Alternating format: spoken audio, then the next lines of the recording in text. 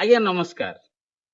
ଚାମେଲି ଓଝା ଆଜ୍ଞା କାଲି ଠାରୁ ସୋସିଆଲ ମିଡିଆରେ ଆଉ କେନ୍ଦ୍ରାପଡ଼ାରେ ଚହଳ ସୃଷ୍ଟି କରୁଥିବା ଚାମେଲି ଓଝା ଯୋଉ ଦଳର ହୁଅନ୍ତୁ ନା କାହିଁକି ମୁଁ ତାଙ୍କ ସାଙ୍ଗରେ ଅଛି ଆଉ ସାରା ଓଡିଶା ତାଙ୍କ ସାଙ୍ଗରେ ଅଛନ୍ତି। କାହିଁକି ନା ସେ ଜଣେ ସରପଞ୍ଚ ଆଉ ସରପଞ୍ଚ ହେବା ସହ ସେ ଜଣେ ନାରୀ। ଆଜ୍ଞା ଏଇ ମିଛୁଆ ସରକାର କିଛି ଦିନ ତଳେ ମିଛରେ ଡିମଡିମ ପିଟୁଥିଲା କଣ ନା ନାରୀ ପାଇଁ ଆମେ ସବୁ କିଛି କରିପାରିବୁ। ନାରୀ ବନ୍ଦନା ଗାଉଥିଲା, ନାରୀ ସଶକ୍ତିକରଣ କଥା କହୁଥିଲା, ନାରୀ ସଂରକ୍ଷଣ କଥା କହୁଥିଲା, ନାରୀ ଆରକ୍ଷଣ କଥା କହୁଥିଲା।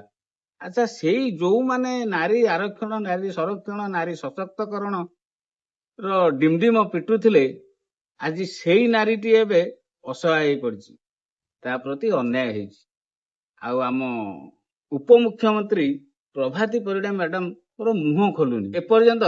ସେ ନାରୀ ପାଇଁ, ସେ ଚାମେଲି ଓଝା ପାଇଁ ଆହା ପଦୁଟିଏ ବି କରିନାହାନ୍ତି। ଆଉ ପିଙ୍କି ପ୍ରଧାନ କଥା ଯଦି କହିବା, ଯିଏକି ଆମ ଓଡିଶାର ନାରୀ ମାନଙ୍କୁ ଗଣନା କରିଦେଇଥିଲେ, କଣ 70 କୋଟି ନା କେତେ କୋଟି ଥିଲା ବୋଲି କହୁଥିଲେ, ସେ ବି ଏପର୍ଯ୍ୟନ୍ତ ଦେଖା ଦଉନାହାନ୍ତି। କିନ୍ତୁ ଯେତେବେଳେ ରାଜନୀତିର ରୁଟି ସେକିବା ପାଇଁ ରାସ୍ତା ଉପରକୁ ପଳେଇ ଆସିଥିଲେ ମୁଣ୍ଡରେ କଳାପଟି ଭିଡିକି ପିଙ୍କି ପ୍ରଧାନ। ଆଉ ଲୋକଙ୍କ ସରକାର, ସବୁଠୁ ମଜାଦାର କଥା ହେଲା ଲୋକଙ୍କ ସରକାର ଏବେ 2 ବର୍ଷର ଉତ୍ସବ ପାଳନ କରୁଛି, 2 ବର୍ଷର ରିପୋର୍ଟ କାର୍ଡ ଦଉଛି। ସବୁ ରିପୋର୍ଟ କାର୍ଡ ପଛରେ ନାରୀ ମାନଙ୍କ ପାଇଁ ସେ କଣ କଣ କରିଛନ୍ତି ତାର ରିପୋର୍ଟ ଏପର୍ଯ୍ୟନ୍ତ ସଠିକ ଭାବରେ ଦେଖେଇ ପାରିଲେ ନାହିଁ। ଆଉ ଗୋଟିଏ କଥା ହେଲା, ଏବେ କଣ ଶୁଣିବାକୁ ମିଳୁଛି ଆଉ ଦେଖିବାକୁ ମିଳୁଛି ଯେ ଯାହା ଜଣା ପଡୁଛି ଆକ୍ସନ ନଉଛନ୍ତି କାହା ଉପରେ ନା ଚାମେଲି ଓଝା ଉପରେ। ଆପଣଙ୍କର ମନେ ଥିବ ଆଜ୍ଞା, ଆପଣଙ୍କର ମନେ ଥିବ ଗତ ବର୍ଷ ବିଏମସି ଅଫିସ ଭିତରେ ପଶି ଜଗନ୍ନାଥ ପ୍ରଧାନଙ୍କର ସମର୍ଥକ ମାନେ ସେ ଅଫିସରଙ୍କୁ ମାଡ ମାରିଥିଲେ। ଆଉ ମାଡ ମାରିଲା ପରେ ଜଗନ୍ନାଥ ପ୍ରଧାନ ସେଠାରେ ଉପସ୍ଥିତି ନଥିଲେ। ଜଗନ୍ନାଥ ପ୍ରଧାନ ସେଠାରେ ଉପସ୍ଥିତ ନଥାଇକି ବି ତାଙ୍କୁ ଜେଲ ହେଇଗଲା।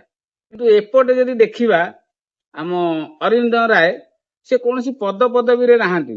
ସେପଟେ ଯୋଉ ଆଠଗଡର ହାରୁ ବିଧାୟକ ସିଏ କୌଣସି ପଦ ପଦବୀରେ ନାହାନ୍ତି, କିନ୍ତୁ ସିଏ ଯାଇକି ଭିଡିଓଙ୍କୁ ନାଲି ଆଖି ଦେଖେଇ, ଆଙ୍ଗୁଠି ଦେଖେଇ, ଧମକେଇ ଚମକେଇ ସବୁ କିଛି କରିକି ପଳେଇ ଆସିବେ, କିନ୍ତୁ ତାଙ୍କୁ କିଛି ନାହିଁ, ତାଙ୍କୁ ମାପ। ଆଉ ଅନ୍ୟ ପଟରେ ଯଦି ଦେଖିବା, ଜଣେ ମହିଳା ବିଡିଓଙ୍କୁ ଲ୍ୟାପଟପ ଉଠେଇଥିଲେ ଜଣେ ହାରୁ ବିଧାୟକ, ତାଙ୍କ ପ୍ରତି ଆକ୍ସନ ନାହିଁ। କିନ୍ତୁ ଏଠି ଅନ୍ୟାୟ ବିରୁଦ୍ଧରେ ଯଦି ସ୍ୱର ଉଠେଇଲେ କିଏ, ଚାମେଲି ଓଝା ଅନ୍ୟାୟ ବିରୋଧରେ ସ୍ୱର ଉଠେଇଲେ ତାଙ୍କୁ ଆରେଷ୍ଟ ହେଇଯାଉଛି, ତାଙ୍କୁ ଧକ୍କା ମରା ଯାଉଛି, ତାଙ୍କ ପାଇଁ ଦଫା ଲାଗି ପାରୁଛି। ତେଣୁକରି ଏଇ ଲୋକଙ୍କ ସରକାର ଯାହା କରୁଛନ୍ତି କରନ୍ତୁ, କିନ୍ତୁ ଆମେ ସଦା ସର୍ବଦା ଚାମେଲି ଓଝାଙ୍କ ସହିତ ଅଛୁ, ଚାମେଲି ଓଝାଙ୍କ ସାଥିରେ ଅଛୁ, ଜଣେ ନାରୀର ସାଥିରେ ଅଛୁ, ଜଣେ ମହିଳାଙ୍କ ସାଥିରେ ଅଛୁ, ଓଡିଶାର ସମଗ୍ର ମା ମାନଙ୍କ ସାଙ୍ଗରେ ଅଛୁ।